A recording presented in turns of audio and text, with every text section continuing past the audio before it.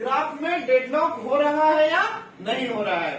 तो deadlock detect करने का आपको तरीका बताए थे कि रिसोर्स एलोकेशन ग्राफ में साइकिल आपको ढूंढना होगा, यानी सर्कुलर बेड का कंडीशन ढूंढना होगा।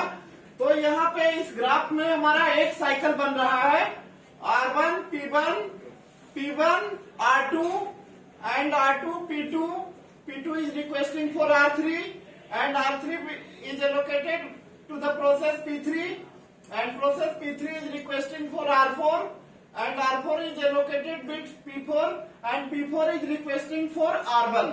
मतलब साइकिल में क्या होता है सर्कुलर बेड में, यहाँ पे 4 प्रोसेस है जो कि साइकिल में इन्वॉल्व है। Process P1 P2 P3 P4 P5 यहाँ पे इन्वॉल्व नहीं है साइकिल में।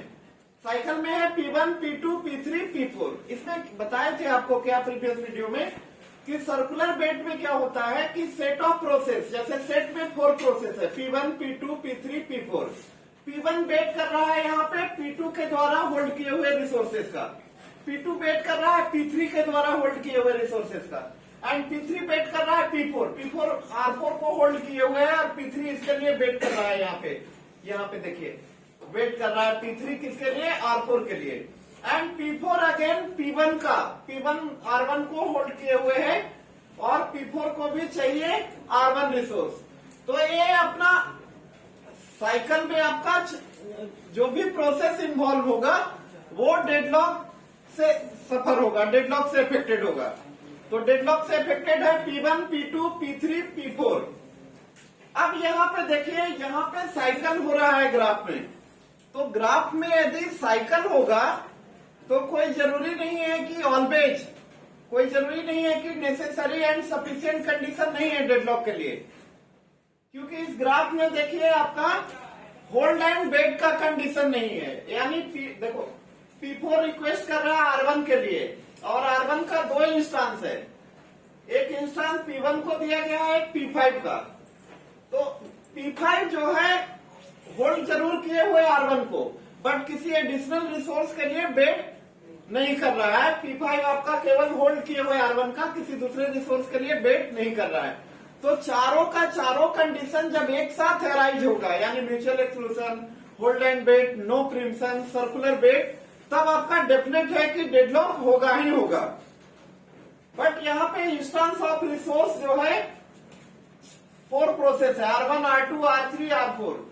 R2 R3 R4 का सिंगल इंस्टांस है बट R1 का 2 इंस्टांस है।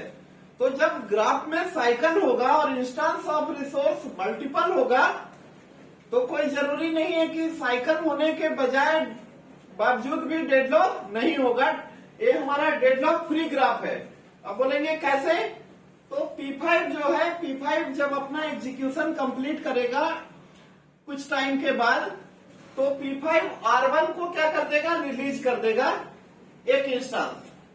और क्योंकि P5 को कोई और एडिशनल रिसोर्स नहीं चाहिए, होल्ड एंड वेट का कंडीशन यहाँ पे नहीं है, और वो R1 का जो एक इंस्टांस है वो दे दिया जाएगा P4 को। तो P4 को R1 मिल जाएगा, P4 को ऑलरेडी R4 मिल चुका है, P4 को चाहिए एग्जीक्यूशन के लिए R4 एंड R1। P5 जब एग्जीक्यूट होगा तो R1 भी मिल जाएगा P4 को। तो ये साइकिल हमारा क्या हो जाएगा, ब्रेक हो जाएगा और डेडलॉक में जो भी प्रोसेस है P1 P2 P3 P4 involve वो सारा डेडलॉक फ्री होगा। क्यों, क्योंकि P4 का जब एग्जीक्यूशन कंप्लीट होगा कुछ टाइम के बाद, तो P4 R4 का सिंगल इंस्टांस है बट ये रिलीज करेगा P4 R4 को। तो यहाँ पे P3 वेट कर रहा है R4 के लिए, P3 को मिल जाएगा R4, ऑलरेडी R3 मिला हुआ है P3 को, तो P3 भी अपना एग्जीक्यूशन के लिए जाएगा और P3 भी एग्जीक्यूशन जब कंप्लीट करेगा तो R3 को रिलीज करेगा, वो R3 दे दिया जाएगा किसको, P2 को, और P2 जब एग्जीक्यूशन कंप्लीट करेगा तो R2 आपका रिलीज करेगा और R2 मिल जाएगा P1 को। इस तरीके से जो भी साइकिल में इन्वॉल्व था प्रोसेस वो डेडलॉक से क्या हो जाएगा, फ्री। Okay, thank you.